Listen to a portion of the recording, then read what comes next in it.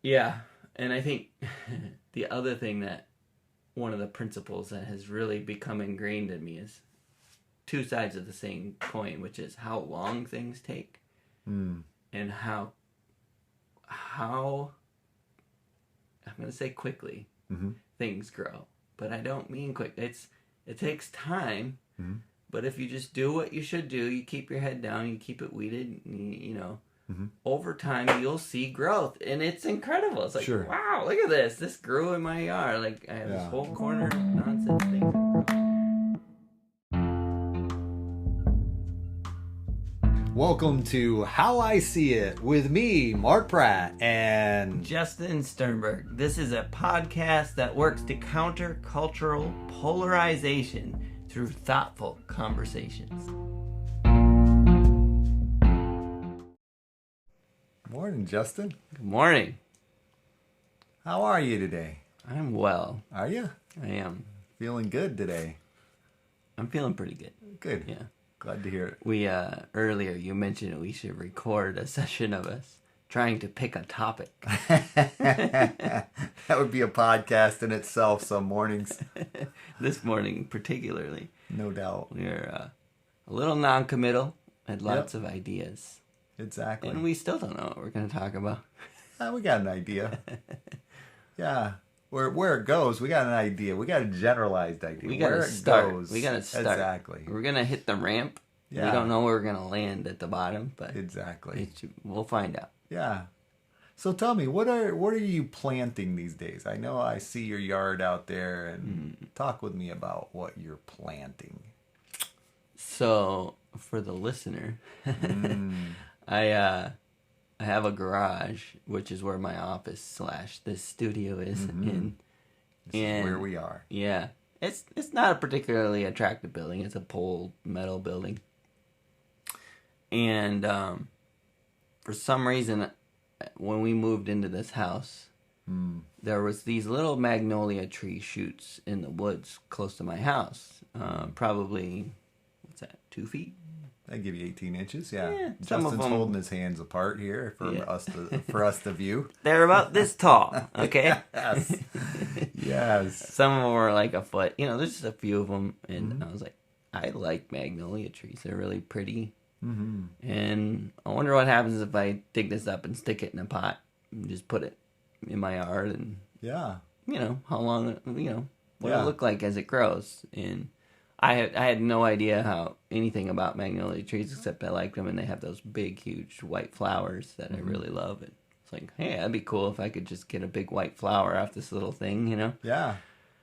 So I stuck it in a pot and stuck it by my garage. I'm like, hey, that actually kind of makes my garage look a little nicer with, Sure. I don't know.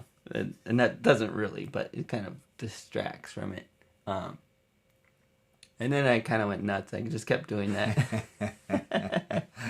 Justin was transplanting weeds. That's right. But if it was a pretty weed, it was good. I have some pretty weeds out there. Yes. Yeah. In fact, we have several vines in this area in our yard. Is that sure?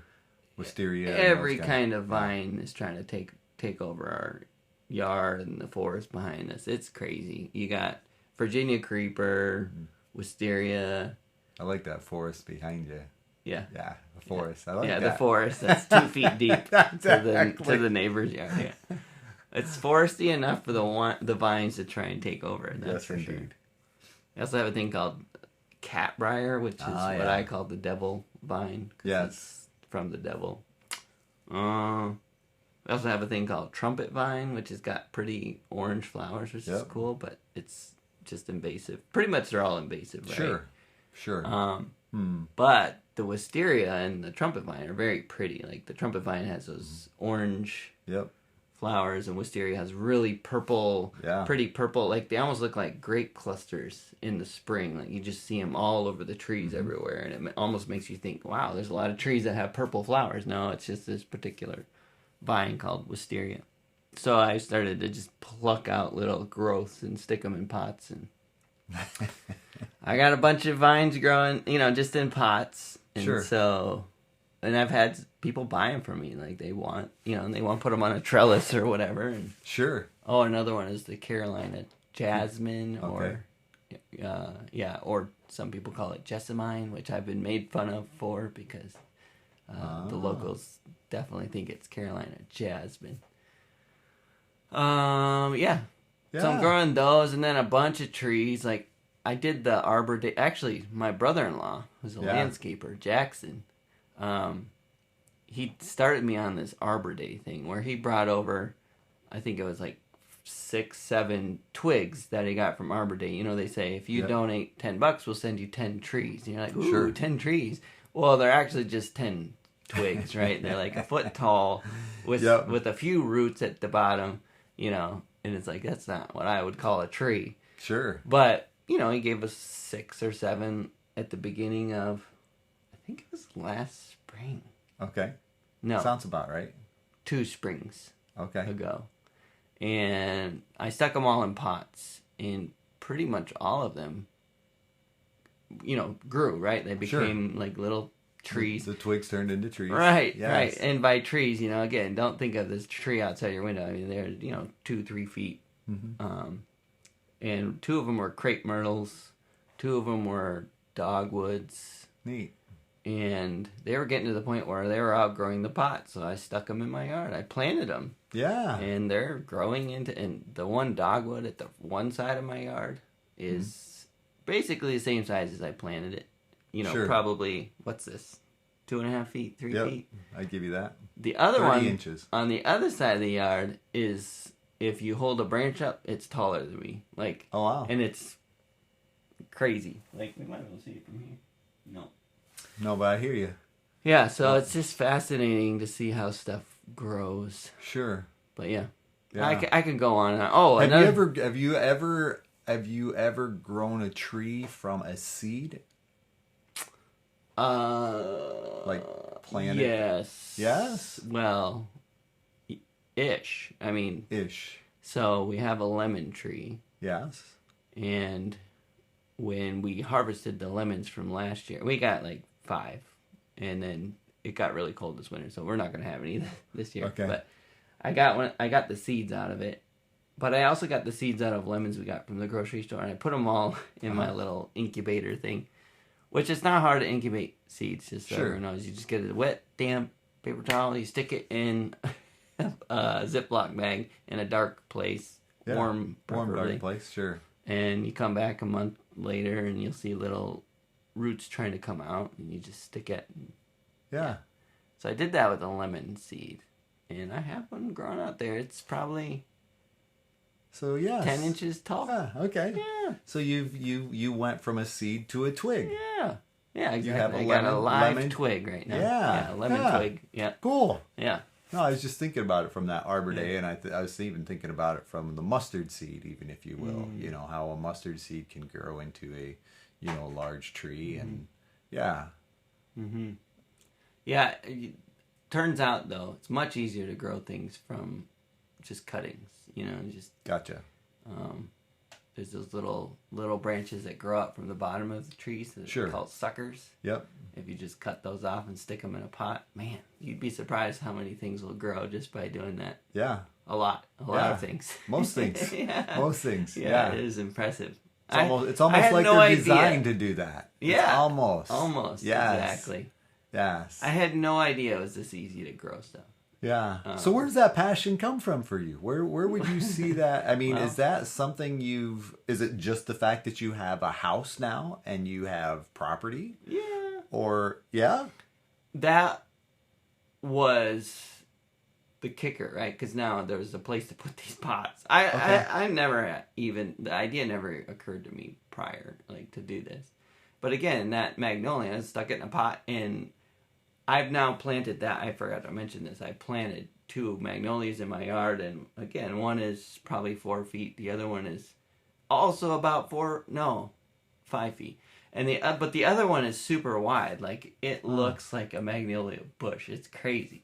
So yeah, I think just seeing like, this stuff will grow, and not only will it grow, but it grows in a meaningful amount within a year. Where in my mind, trees took 50 years, right? Right. Which they do. Right. But you'd be shocked to know like how much, you know, a tree can go from 1 foot to 2 feet. Yeah. And that's, I don't know, it's just fascinating to watch it. Yeah. And so I think to turn this into a less nerdy thing, I guess it's all nerdy. Everything we talk about can be nerdy, but I hear you. There's something about it, and like once I started getting into this, that's when I started stumbling into a lot of like quotes, and Megan's been gardening more, and so we both kind of have seen all like there's this whole culture around gardening, around growing things, about like it just brings peace. It's a way to, you know, I guess disconnect from all the stuff going on, and I don't know, there's just something about it. Yeah, a disconnection from this and a connection to that, right? Like, sure. Yeah. Yeah, and what I was sharing with you earlier is like, there's so many metaphors that have come to life as a result of growing my own trees, my own stuff, and seeing, I mean, verses, right? Like, sure. Talking about be careful about weeds, they'll choke out, you know, growth, and like seeing like, yeah, that's true, I gotta weed my pots, and, you know, so that the thing can grow, and seeing that you reap what you sow, like, as I sow, you know, I dug up some soil from the back where there's some dollar weed, and I planted some trees, and I see, oh, well, look at that, there's dollar weeds in my pot, right? Like, I'm reaping what I sowed, and whether I recognize it or not, it came along for the ride. It did. Yes. Yeah, and then also like you reap what you sow in the good way, right? Like plant a seed, it's turning into a little lemon shoot that hopefully will be a, you know, tree in a pot at some point, you know. Yeah. Yeah, and then just like you said, a reconnection, I guess. I was thinking about that even more because as we were talking about topics, you know, it's like the whole cyborg thing, you know, and how connected we are to technology, whether we realize it or not, type thing, not going that far. But I think there is something to be said for, you know, that balance of connecting with technology and having to do something faster and faster versus the ability to step back towards nature as a balance and to have to weed and to cultivate. And I think there's something to be said for that, you know, sometimes I think we miss out on. And I think for me, as you were talking about even that part, it's like, I hated weeding a garden as a kid. I really did, you know, because it was just something I had to do. But now it's like, if I have a moment to just pull weeds, or when I have a moment, it is just kind of a, it's a connection that I can, you know, make, and I'm recognizing not that I didn't see the benefit or the you know, not the benefit, but the opposite of a consequence. It's like the reward, reward to a certain degree. But, you know, you can look and say, oh, I can see the plant that is supposed to be growing there, not all the weeds that go along with it. Yeah. You know, and that's refreshing, rewarding in that context. And yet it's something more than that, because it does seem as if I've, you know, almost in my sense of who I am, I've saved those plants from, I've beaten back to a certain degree the things that wanted to take over. And I've created a sense of order to a certain degree. I just, you know, and I think, you know, in our humanness, that's probably part of what, you know, makes us like God, this desire to create order and to beat back those things that just want to be invasive. Yeah. Not that, nothing against your vines or anything, but there's, I think, invasive. But I think there can be a lot of things in our lives that if we don't beat them back with discipline or structure or that kind of thing, you know, they can invade, and, you know, and technology may be one of those things, not to seem like I'm anti-technology, but, you know, being able to create those boundaries. Yeah, that's good. In there's the parable of sowing seeds that Jesus talks about, where some seeds fell on rocky soil, some fell into the briars, right, and they got choked out, and it's very much kind of like what you're saying, where our soil needs, again, these metaphors just come to life, right? Like, but our soil needs to be paid attention to, and the things growing up around us. And you mentioned technology, which is a perfect example. I work in technology. That's what I do, and I work from home. And so it's so easy for me, especially the first few years, to just to plug into the matrix, right? And just kind of live in that matrix. So even when I was around my babies, right, when they were babies, I was looking at my phone. I was still plugged into the matrix, catching up on Twitter, like kind of trying to stay in this network, right? While also vaguely also trying to be part of this one. And, that's stuff I had to learn over time. Like, that was choking out the real living plants I needed to nurture, right? Like, the time with my family. And there was certainly a time where that was a sore spot with Megan. Anytime I was on my phone, it was a trigger. And I could be looking at Google Maps, but as often as I looked at Twitter, it might as well have been the same to her, And so, just like, you're on your phone again, can you come back to the family, that kind of thing. And she was right. Like, it took some years to kind of recalibrate, and some accountability, recognizing, okay, she's probably right. I probably need to work on this. Now, I pretty much gave up Twitter. And that wasn't because of a personal integrity. I did a great job.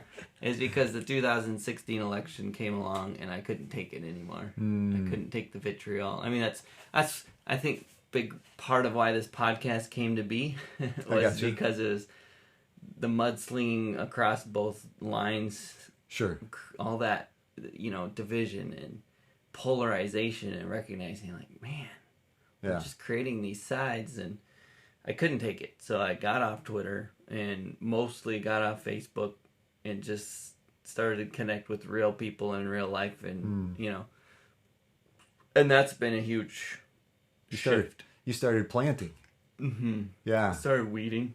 Started pulling out the invasive vines of Twitter and Facebook, what I mean? And I also want to be very clear that there's a lot of benefits to Twitter, to Facebook, to technology, to all those things. And for instance, I got my career started in web development because of Twitter, because of the relationships I built on Twitter. Oh, I gotcha. Almost 100%. And I saw the job listing on Twitter. I replied on Twitter, hey, I'm interested. They responded, apply here on Twitter. You know what I mean? And then someone that I had done some tiny bit of work with in the development world that I met locally responded to those tweets and said, yeah, you should check this guy out. He's done good work. Oh, this is all via Twitter, And that's what kickstarted my career, was Twitter and these relationships. And so I think there's a lot of power in these social networks, and what's available there. But they can become vines that choke out, the stuff that you have. And for some people, that is the stuff they have. The networks they have online is their primary social family, and that's okay. Like, I'm not. This is not about judgment, but I can tell you, well, I think I can say unequivocally, if you have a toddler in front of you, but you can't pay attention because you're staring at your network, your social network on your phone, I think that's a problem. I do. At least it certainly was for me, and I think it's probably true to say generally. Now, again, there's so much downtime in parenting, and of course you fill it with looking at your phone. That's whatever. This is not about judgment. It's just about the balance and recognizing, those weeds. Yeah. Getting back to the weeds metaphor. Yeah. And I think the other thing that one of the principles that has really become ingrained in me is two sides of the same coin, which is how long things take and how I'm going to say quickly, things grow. But I don't mean quick. It takes time. But if you just do what you should do, you keep your head down, you keep it weeded, you know, over time you'll see growth. And it's incredible. It's like, wow, look at this. This grew in my yard. Like, I have this whole corner of nonsense things I'm growing. Different trees, different whatever. And again, like, we have a regular jasmine, not Carolina jasmine, but like an actual jasmine vine that we kind of configured into a bigger trellis. Nice. And some parts fell off. We cut them off or whatever. So I just stuck them in pots. And can I grow more jasmine and then sell them? You know, whatever. Yeah. And it's just so cool to see, like, with minimal effort and a little bit of love and attention, like, things will grow. Now, it's not going to happen overnight. I just stuck those in the pots last week. They look the same as they did last week. Yeah. But I'm like, I've seen this before, so I know it could happen, right? No doubt. And I don't know, there's just something so valuable in recognizing that things take time, and that's okay. Yeah. But also, they don't take as much time as we think they will. Sure. If we cultivate. It kind of brings back, it brings back that almost a legacy type dynamic, and sometimes, you know, we may not be able to accomplish as much as we think we can in a year, but we can accomplish more than we thought we could in 5 years. Yep. That process of just continuing. Yep. And I think you know, things do, it's kind of like with your seeds. I think, you know, the things that are important to us kind of have a way of becoming present. You know, the things that are really important to us tend to last because those are the things that we put our energy toward. We cultivate. Yeah. And those things, you know, over time, they gain momentum. You know, it's like, once if we can get it beyond that seed, if we can get it beyond that twig, we don't mow it over, you know, when it's in the twig stage and the same height as the weeds, and we hit it with a weed whacker, you know, and have to start over again, you know. But once we get it to a point, it can thrive. Yeah. And I think until the deer come along. Well, you know, and is that even part of the pruning? It got past the weed whacker stage, and then Yes, but I think of it, you know, we've done mission statements, you know, and that kind of thing. It's like what the planting is kind of a metaphor for that to a certain degree. And it's interesting as I hear your story, you know, kind of how even as steeped, I'll put it in, as you are in technology, how refreshing that ability to step back to the plants is for you, you know, as you've created that opportunity to step away and recognize, you know, even with your kids, that's a part of the planting that you continue to do. And I think it's a good concept to be mindful of when we think about how we spend our time and you know, our desire. And also just understanding natural systems is so valuable. I think when you spend so much time online and in social networks and all that, you can kind of lose sight of natural systems, but they don't go away. We just lose sight of them. Yeah. And so, you know, winter has been interesting here because all my stuff dies, right? Like all the leaves fall off all the trees, all my little growing, you know, things, all the pots, the weeds die, whatever. And it's just like a wasteland. And, you know, the first year that happened, I was like, well, that was a fun experiment, right? Sure. In my mind, it's like, well, some of this might come back, but there's a lot of death. Like this looks dead. This is there's bleak. A difference between death and dormancy. Sure. Which is, again, something I'm like relearning or learning in a fresh new way with this kind of growing stuff.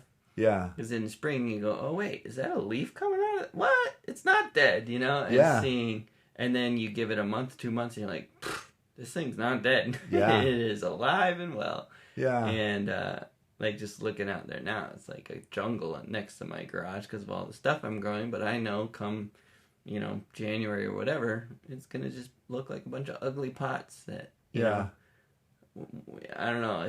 But knowing that cycle is a thing is so important to growing things, sure. Right? So recognizing that. In that context for you personally, can you remember, or are you, when you think about being dormant, can you remember a time in your life where it seemed as if you were just in winter? You were dormant. Mm-hmm. Yes. And yet there was a spring that came because of it, or after it. Yeah, certainly. Man, I mean, there's just a lot of different directions I could go with that. I think of less dormant and more like the seed stage. Yeah. Was in my early 20s before I started doing any real work on myself, and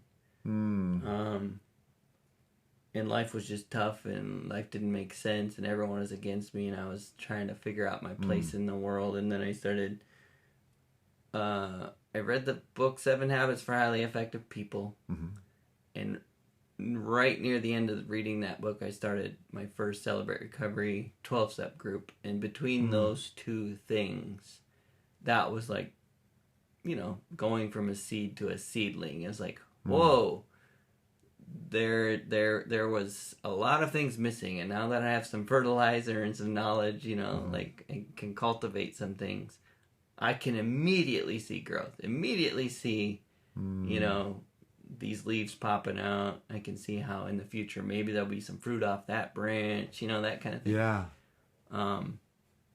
So again, that's not necessarily dormant, but then there's been periods where, I was growing, and then, one example is I was a house painter, and I painted houses for a living, and that was what I did. And then 2008 happened, that whole housing dilemma and economy nonsense, and the painting houses wasn't a thing anymore. Right? Yeah. Who's going to paint their house, and they don't have the money to buy food, right? And so I lost my job doing that, and so for about 2 years I didn't have an official full-time job. I did a lot of odds and ends, little painting jobs for people, and did a lot of volunteer work. But I would say those 2 years was definitely a season of dormancy for me. Yeah. But out of that, this whole thing about that Twitter conversation I was saying, this came as a result of 2 years of dormancy slowly into working on my skills in terms of building websites, and just as part of my volunteering efforts, and recognizing like, hey, I think I can maybe promote this as a thing in terms of getting a job and or freelancing. And so I did some freelance, which I was able to use as part of my freelance? Yeah. Are you talking about the air conditioner? We left the air conditioner on, so you might hear a buzz. That's all right. So I don't know. That's one example of, I think, dormancy, where then I got into this career, and it was like my life kind of took off in a sense where, okay, now I have this new career path, and I loved it, and I did really good in it. And that was part of the getting lost in my social network, Twitter, and was just a passion, right? Like for this new growth, this new journey. So again, I want to be careful not to overstate things, because I think we so easily can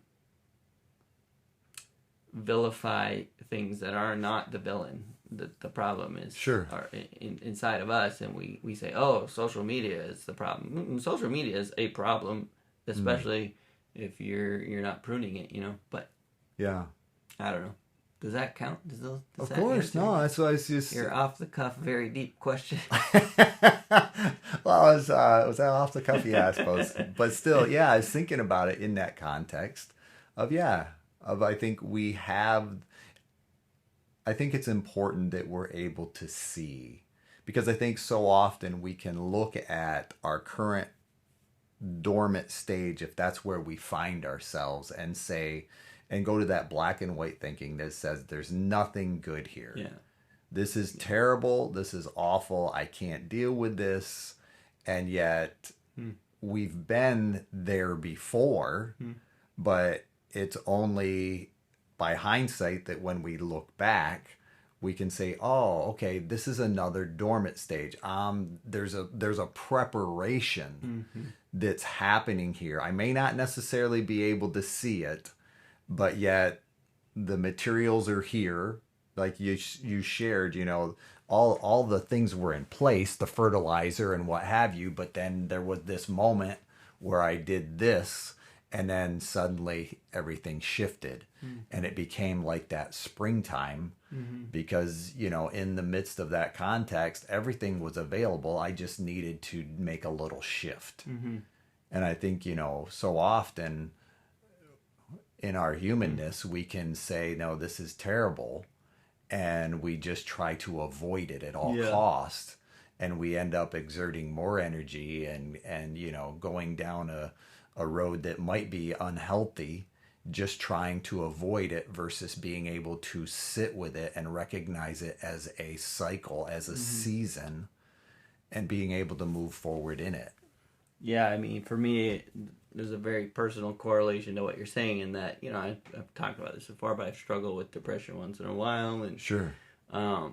Last year I did some counseling with someone for a period of time, and right along that time is also when I have gone through my first winter here, seeing those things die and kind of start to come back. And there was and basically one of the big takeaways from that season of counseling and working through some things was a recognition of the value of winter.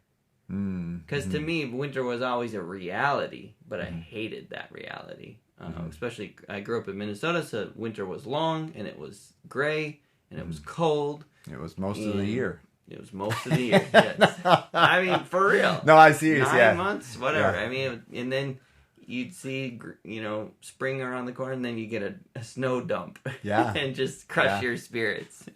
And, so it just was something that I always saw as a reality, but not something I felt was valuable. You didn't see the value in it. Yeah. And I think that's one of the things the counselor worked with me about. He wasn't using this metaphor, but just understanding like some seasons of down time and whatever, just all these things, they are valuable for various reasons. And I was able to recognize, for me, very specifically, winter is triggering. At the beginning of fall, things, the seasons get, the days get shorter, a little bit darker, a little bit cooler. Things start dying, things start falling off the tree, leaves, etc. And it all just represents death and depression and discouragement for me. And so I've done a lot of work recently to try and rethink those things. And then specifically winter, recognizing, and this is something, Meg and I have talked about too, like there was some Saturdays that I spent all day Saturday with the kids playing Fortnite. I remember. Because it was winter. Yeah. And there's no pots to tend to. Yeah. There's no yard to mow. Yeah. And it was the season for that, And so she and I have talked about that a lot. Like, as I've talked to her about kind of my new, embracing of winter and all that. There are good things to winter. There are good things to that time of dormancy, and rest is a big part of that, where there's just so much go in summer, and it's all fun and it's all good, and I love it, but I recognize I couldn't maintain this all year long, but I've never had to, right? I mean, it never occurred to me to have a sense of gratitude for that cycle, and to embrace that cycle. And so that's what I'm really working on, and I think I do think that the planting things and seeing those cycles, seeing the value of winter and how things come back to life and how it doesn't kill them, and in some cases the dormancy creates resilience, right? Whatever, just all those things are all tying into this journey, which is very interesting. And I think it's interesting too when you think about it in the context. It almost, when you think about winter, next winter's coming. And yet you also know the next spring is coming. Yeah. And it almost from my perspective, it almost makes the years shorter. It does, yeah. Because it's like, it's not like endless summer. We recognize that. And it's like, okay, what I'm not going to get done this year, I might be able to do next year. And say that crop or those plants, don't do well this year. The season might be better for them next year, and I think there's a optimism in that, because we can recognize, okay, that didn't do well, but then again, this did do well. Right. I had this area of growth, and those seeds that I planted had a good return. Maybe not the ones that I thought I wanted to, but I think in that concept of planting, you plant it all. And you recognize that, okay, this is the year. And we, in our garden, we planted a bunch of stuff. But, with Chris's dad and, the weeds that came up while we were, she was there and I was trying to tend to, the weeds that had to be weeded, prioritize. It's like, we come back and, and we're calling this is the year of the cucumber. Because the funny part of it was we took our composting out and we scattered that on the ground and rototilled, and it was somebody had evidently thrown some cucumbers seeds in the compost, so we got these cucumbers. But this is the summer of the cucumbers. All the stuff that we planted maybe honestly didn't do as well as the cucumbers that we just kind of put out there accidentally with the compost, to be perfectly honest. But it's like that's a reminder for me that this is the year of the cucumber.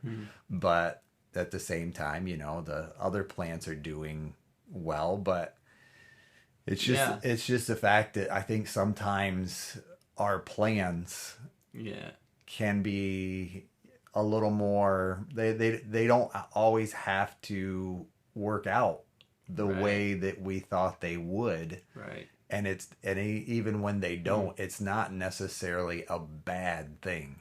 And there's a reason. Yes, I agree. There's a reason that the Bible and Jesus uses nature as a metaphor so often. Look at the flowers of the field. They don't worry about tomorrow. Look at the sparrows of the air. They're happy and happy-go-lucky because they know they don't have to worry about their food tomorrow. It'll just be there. They understand the systems intuitively. They were created for that. And so were we, and, this whole idea that you just described where I had plans for this thing to grow and flourish, but instead this thing did, is very much exactly how life works, right? And if you have this metaphor of creation to look at, it's much easier to say, this is natural. This is like you said, now we can appreciate the cucumbers and recognizing the humor that's there and the irony, but also recognizing that, but hey, we got cucumbers, and it's not all is not lost or whatever. Or for me, like some of the trees I planted last year, I was really excited about. Like I planted a bunch of fruit trees, and I would say none of them really have grown that much. The apple trees grew quite a bit last year, but this year not much at all. And I don't know why. I don't know what that's about. But then, like I said, that dogwood tree just exploded. Like it's growing, and it was a little guy in my pots, and now it's almost bigger than me, and that's really cool, and then just seeing how some things grow, some things don't, and it's all part of the system. It's all part, and I think, again, living in the digital world, it's easy to lose sight of the natural systems at play, but yet they still are.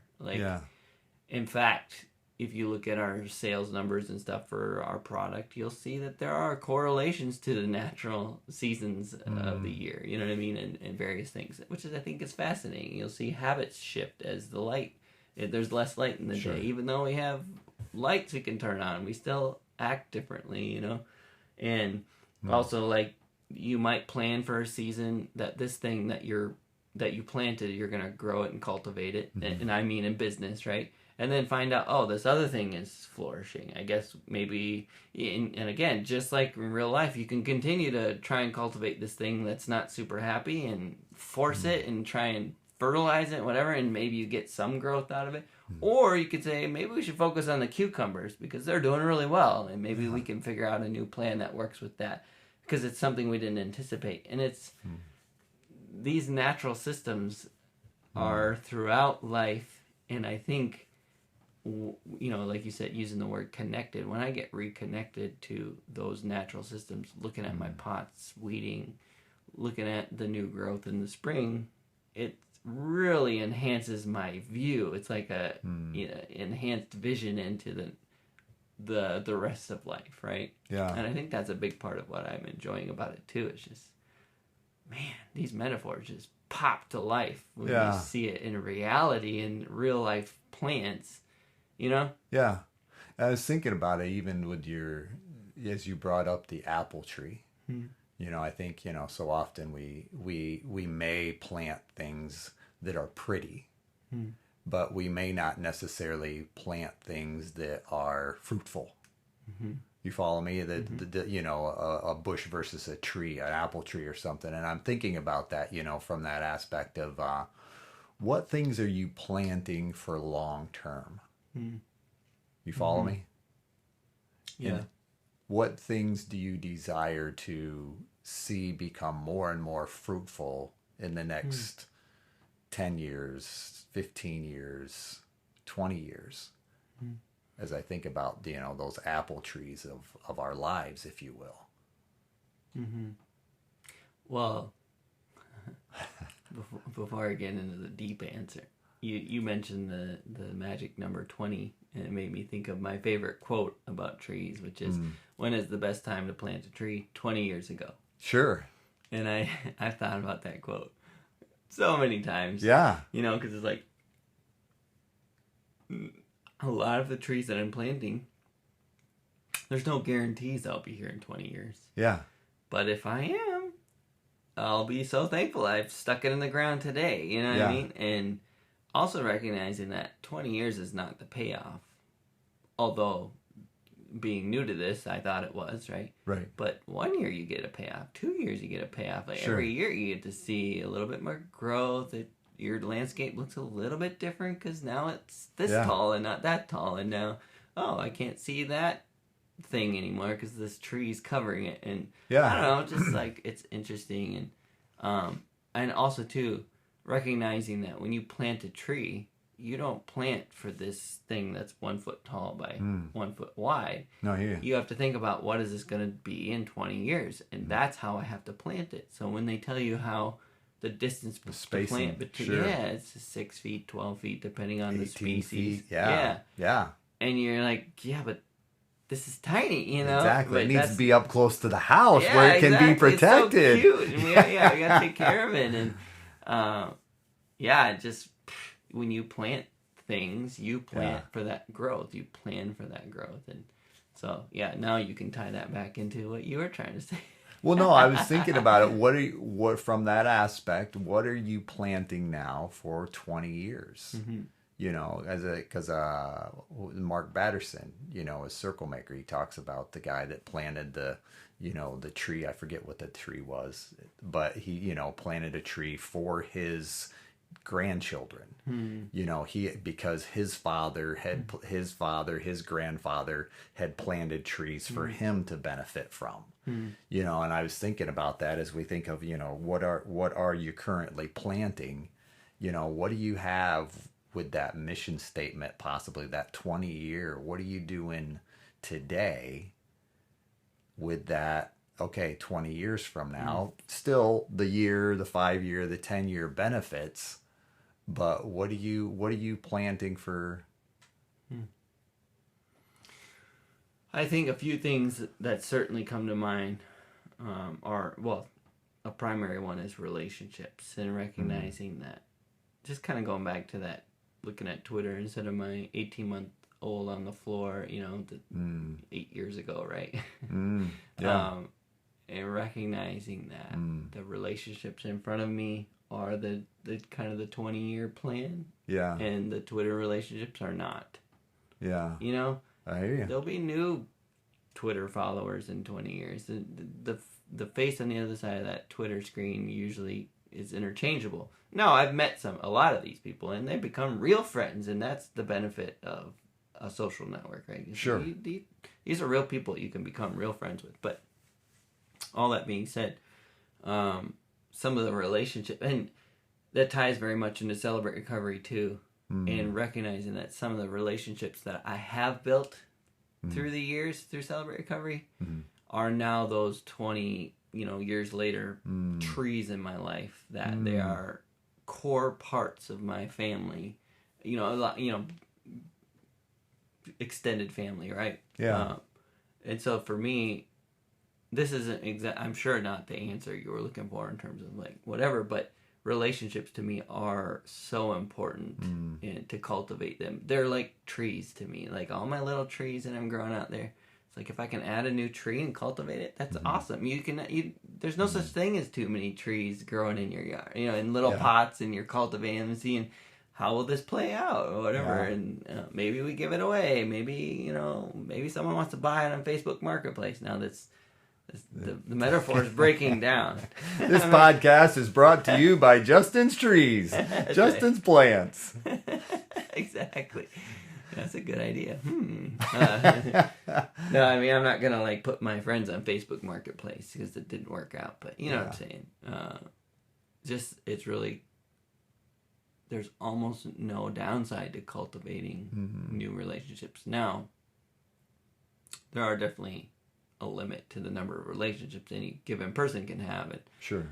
I heard in a good book it described as like Lego pieces. Like some of us have we're a big brick, right? Where we have 8 connector blocks, and we can connect to 8 other relationships. And some of us are the 4 or the 2, and we're we need 2 good relationships. And sure, so they're not all built the same. And I recognize that, and I recognize there's a limit. But I don't know, the investment in people through Celebrate Recovery and some of those relationships has been a key part of, like, when I think about walking down the aisle to my own funeral and what people are saying or whatever, to recognize that hopefully people would say he was a person who invested in people, you know what I mean? Who built relationships, who was a friend to anyone, that kind of thing. And it takes work. It takes cultivation.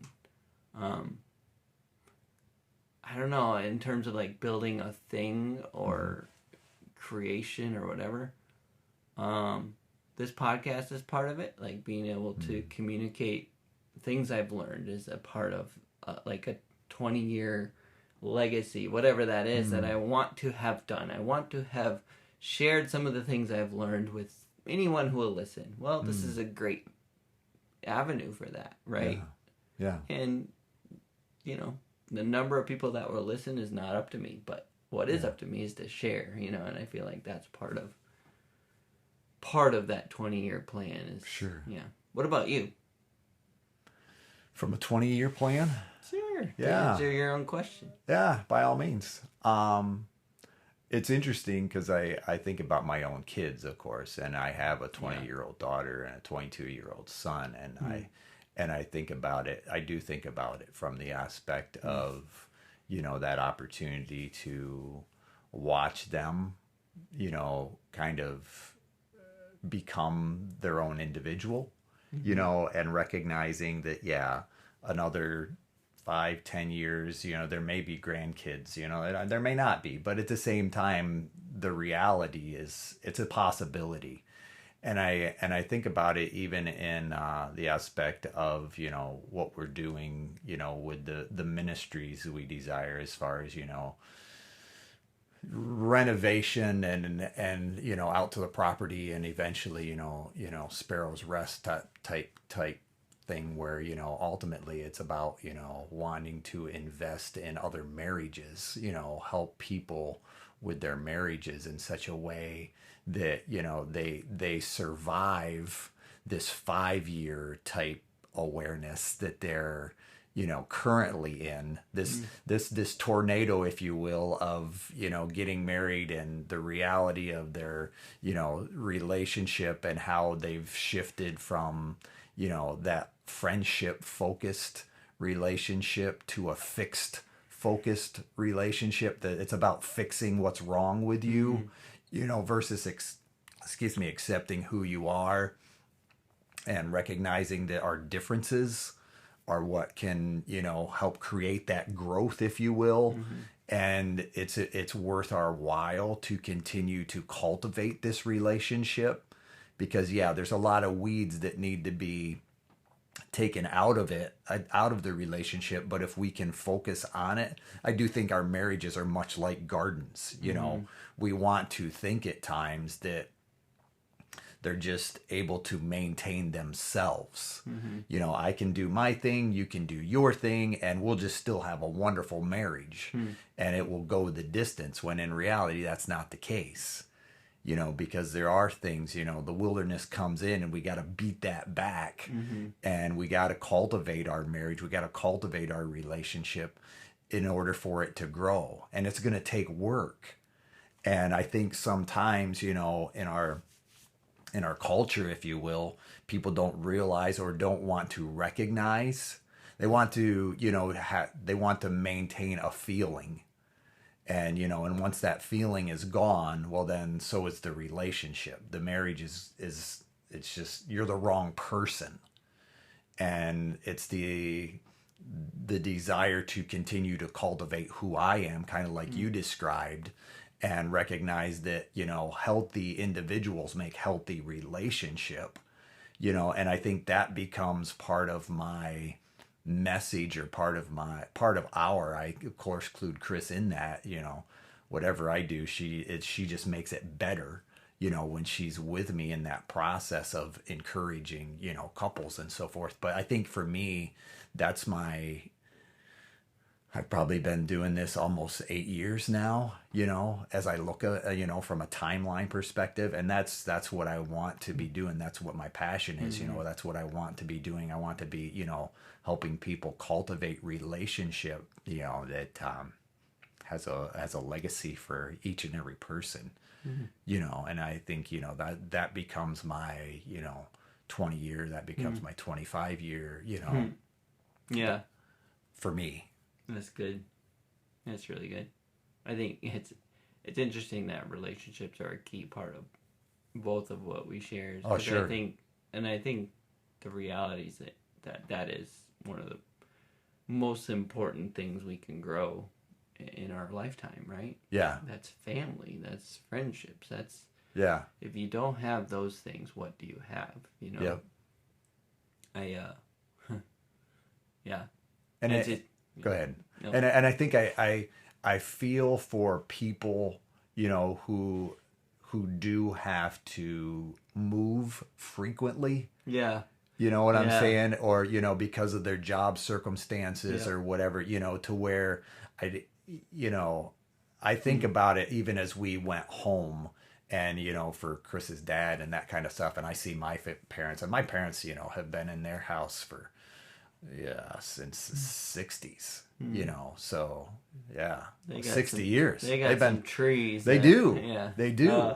They've got some trees, and and I see the blessings of that. I can also see sometimes, the more we're in a space, our world can become smaller, and I'm, with age, I think that can happen, and that's no offense to anybody that's aging, but it's for me like too.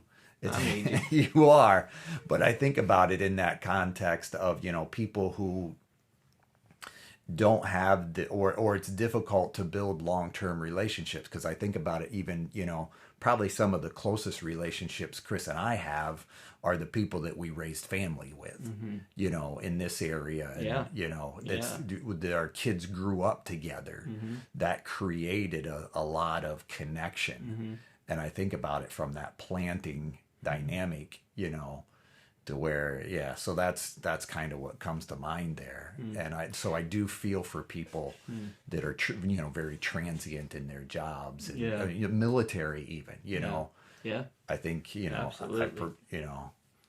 Yeah, and I think the key is still to build relationships. Yes. And I don't know. Yeah, I'm not going to pretend to give advice for that, but I know that's still key. Right? Yeah. And no, I hear you. You were talking about the people that you spent your life with your kids growing up, and how those tend to be the ones you end up being close with. It made me think of this metaphor, which I think is just so beautiful, which is those really tall, pine trees that you'll see in forests. Often they're, 120 feet tall and just a toothpick, right? Right. And yet they're in a forest full. Sure. And, a big storm will come along and they're fine. Nothing happens. And you think, how does a toothpick stay up in the storm? It doesn't make sense.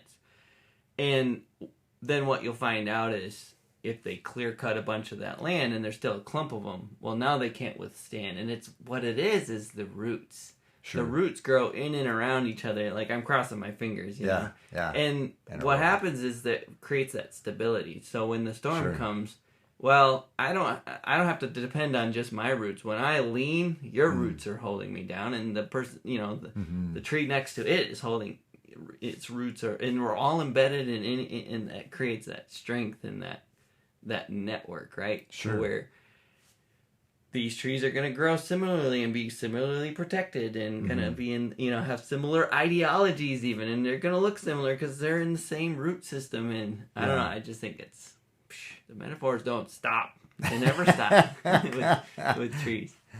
Yeah. Are we good to wrap up? I think so. My thought was this as we wrap up. Yeah. If get a plant, just get a plant, learn how to cultivate a plant. Maybe you get a garden. Maybe you do like I did, stick a little treeling in a pot. But do it, because I think you'll be shocked at like the value that you find. Or maybe you kill it. Well, get another one. Try again. Sure. Try putting in more sunlight. Try watering it less. Google it. See if there's a way. I think you'll be surprised at the value that it can bring to your life, which is so weird. No doubt. But it's worth it. Yeah. So this is how we see it. Go plant something.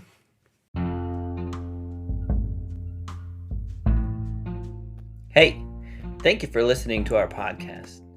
If you like how I see it, please do all the things that podcasts tell you to do. Subscribe, rate, review, follow us, and or talk nicely about us on social media. If you want to reach out, the email is us@howiseeit.click. Yep, I said .click, as in .click. Please tell your friends about this show, and we'll see you on the next one.